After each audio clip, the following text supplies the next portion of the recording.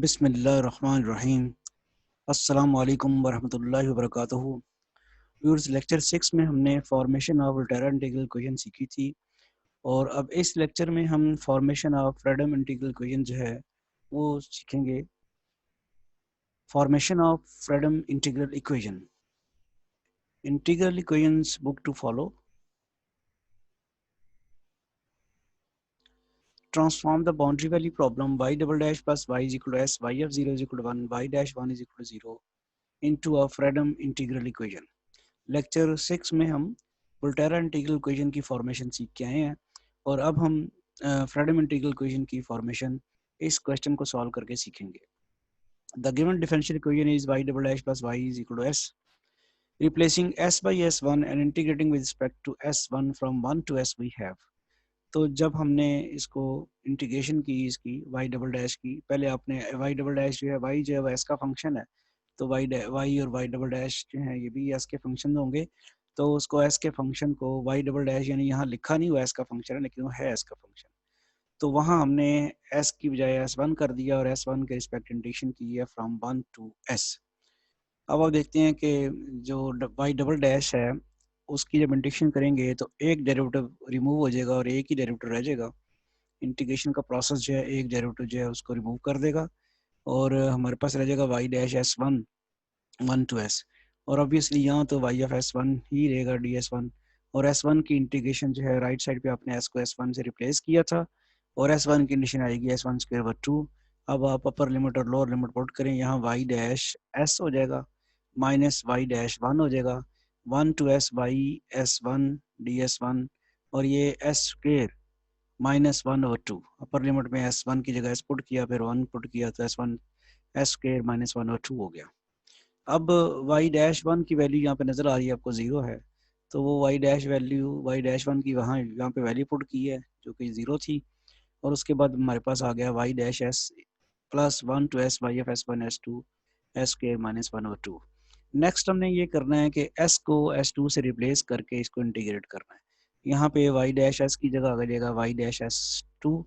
और यहाँ भी आपके पास जो है s2 आ जाएगा, तो फिर आपके पास इंटीग्रेशन होगी इसकी with respect to s2, integration करते हैं तो y डैश s2 की इंटीग्रेशन y सिर्फ रह जाएगा। इधर ऑब्वियसली डबल इंटीग्रल आ जाएगा, पहले से एक इंटीग्रल मौजूद है 1 to s और उसके बाद आप 1 to s2 करेंगे और आपके पास ये आपके पास इंटीग्रेशन आ जाएगी। यहाँ पे थोड़ी सी आप करेक्शन कर सकते हैं कि ये आपके पास आ जाता है s माइनस s2, यानी ये आपके पास ds1 ds2 और ये इंटीग्रल जो है आपके पास आ जाता है। ये आप y डैश s2 जो है उसकी इंटीग्रेशन की तो y ऑफ s आ गया, और आपने ये वाला इसके फार्मूला लगा दिया है 1 to s 2, ये आपने इसका फार्मूला लगा दिया s minus T Y of T D T, वो जो लेमा है जिसकी स्टेटमेंट लेक्चर 6 में बताई गई थी आपको और बुक में उसका प्रूफ भी मौजूद है। और इसके बाद यहाँ पे जब आपने किया इसकी इंटीग्रेशन होगी s2 cube over 3 minus s2 1 to s limits put कर दी आपने। तो क्या किया जी, हमने इस इक्वेशन में s को s2 से रिप्लेस करके फ्रॉम 1 to s हमने इंटीग्रेशन कर दी। तो इंटीग्रेशन जब आपने की तो आपके पास जो है ये आंसर आया। अब अपर लिमिट और लोअर लिमिट पुट करें, y of s minus y of 1 to s s minus T y of t 1/2, ये आपके पास बन जाता है। लिमिट्स राइट साइड पे भी आपने पुट कर दी हैं और y ऑफ 1 की वैल्यू जो है वो लगाने के लिए हम s/0 इंटू, यानी आपने ये जो जहाँ पे इक्वेशन 2 आई है इसमें s की जगह आपने 0 पुट किया, चूँकि हमारे पास y ऑफ 1 की वैल्यू मौजूद नहीं है, y ऑफ 0 की वैल्यू मौजूद है, तो वो हम पुट करते हैं तो अपर लिमिट और लोअर लिमिट लगाते हैं तो ये आपके पास बन जाती है y ऑफ 1 की वैल्यू आ जाती है 1 minus 1/3 minus 1 to 0 y of t f dt। ये जो इक्वेशन 2 आई थी इसमें आपने s की जगह 0 पुट किया और उसको सिंप्लीफिकेशन किया, ये आपके सामने है। Putting this value of y of 1 in 2 we have, जब आप इक्वेशन 2 में इसको y ऑफ 1 की वैल्यू पुट करते हैं, ये सारी y ऑफ 1 थी जो भी हमारे पास निकली है, तो इसकी सिंप्लीफिकेशन करते हैं तो हमारे पास आ जाता है y of s is equal to this, y of s is equal to 1 plus s cube minus 3s over 6 and this. अब हम इसको ज़रा उस फॉर्म में लिखने के लिए, ये y ऑफ s आपके पास आ गया, इसमें और इसमें क्या डिफरेंस आया है, इसकी लिमिट जो है वो देखें 0 to 1 थी वो ठीक है, 1 to s को लिमिट को हमने किया है s to 1 तो नेगेटिव साइन चेंज हो जाएगा, पॉजिटिव में बदल जाएगा। तो अब ये आपके पास आ गई है यानी s to 1 Y F S आपके पास 1 plus S cube minus 3s over 6 plus 0 to S T Y F T D T plus S to 1 T Y F T D T plus S to 1 S minus T Y F T D T. Further इसको हम इस form में लिख रहे हैं कि ये जो एस टू 1 दो इंटीग्रल थे उनको इकट्ठा कर लिया,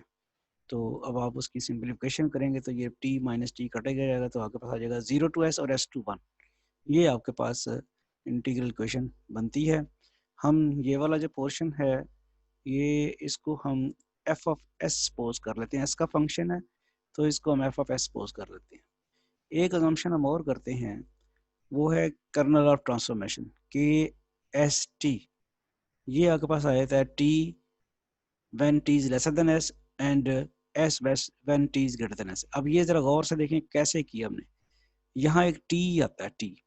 0 से लेके एस तक जाए, यानी इंटीग्रेशन किसके रिस्पेक्ट हो रही है, टी के रिस्पेक्ट हो रही है, तो टी वेरी कर रहा है 0 से लेके एस तक,